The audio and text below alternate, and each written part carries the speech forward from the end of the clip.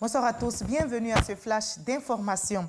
La Chambre d'appel de la Cour pénale internationale vient d'ordonner la libération sous condition de l'ancien président ivoirien Laurent Gbagbo et Charles Blé Goudé, acquittés il y a plus de 2 semaines en première instance. La Chambre d'appel a décidé ce vendredi à l'unanimité l'ajout d'un ensemble de conditions de leur liberté, dont l'obligation de résider dans un État membre de la CPI en attendant un éventuel procès en appel. Je rappelle que le 15 janvier dernier, la Chambre de première instance de la CPI avait décidé de l'acquittement des 2 accusés, ordonnant leur libération immédiate.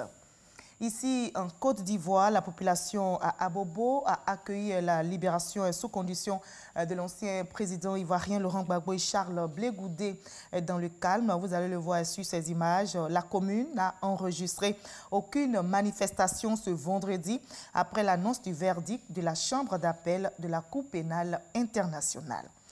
Et du côté de Yopougon, nos reporters notent également que la situation est calme. L'espace CP1 que vous allez voir sur ces images proposées n'a pas enregistré de rassemblement particulier. La vie continue donc tranquillement dans cette commune. Autre sujet, parlons des lauréats du prix Alassane Ouattara du jeune entrepreneur émergent édition 2018. Les lauréats ont été récompensés ce vendredi 1er février. Ils sont au nombre de 40. Ils ont tous reçu leur chèque des mains du vice-président Daniel Kablan-Duncan. Ce prix, qui est à sa 5e édition, vise à encourager l'initiative privée et à inculquer l'esprit d'entrepreneuriat chez les jeunes. Le ministre de la Construction et du Logement et de l'Assainissement, Bruno Koné-Nabagné, était face à la presse. Il a annoncé de grandes réformes, des réformes qui visent, entre autres, à fournir des services fonciers et un habitat de qualité à l'ensemble des populations. Un coup d'accélérateur sera par ailleurs donné au programme présidentiel de construction de logements sociaux pour combler le déficit de logements en Côte d'Ivoire. On en sait plus avec Cheikh Koné.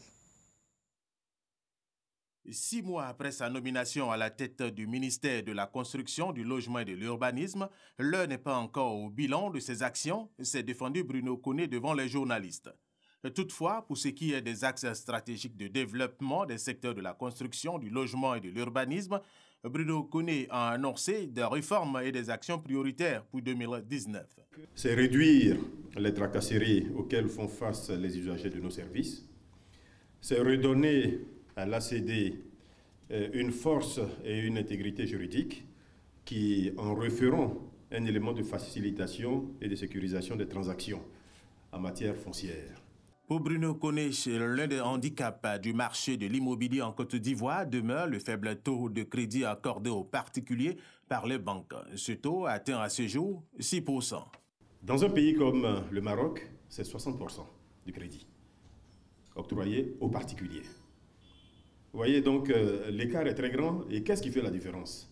L'absence de financement, tout simplement parce que les financiers et les banquiers n'ont pas confiance dans les mécanismes qui sont en place, dans les outils qui sont en place. Le ministre de la Construction, du Logement et de l'Urbanisme a rappelé que la mise en œuvre d'une politique de logement efficace est liée à l'existence d'une régulation pertinente du marché. C'est pourquoi il a insisté sur le maintien de la mesure de paiement de 2 mois d'avance et de caution pour la location d'un bien immobilier.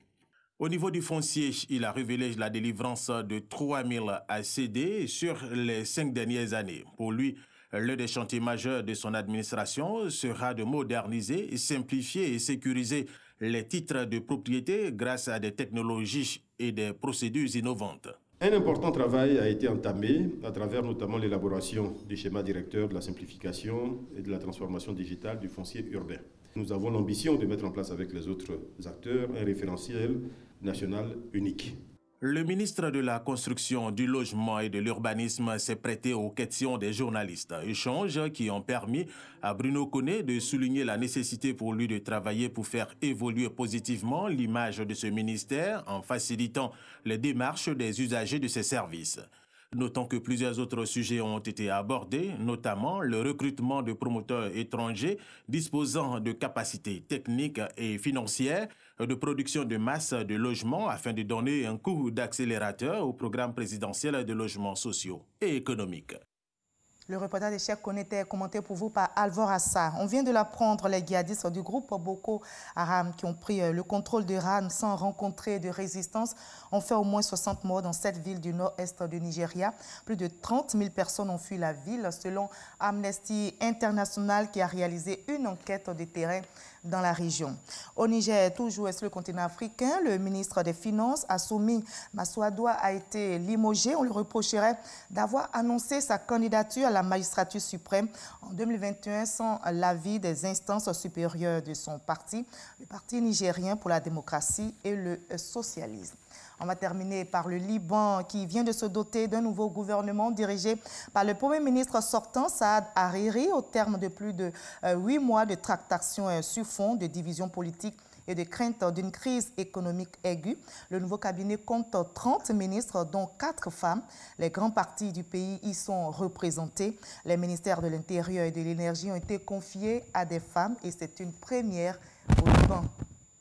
Fin de ce flash, merci. On se retrouve à 20h, mais juste après ce flash info. Suivez l'info régionale pour avoir toutes les nouvelles de nos régions ici en Côte d'Ivoire.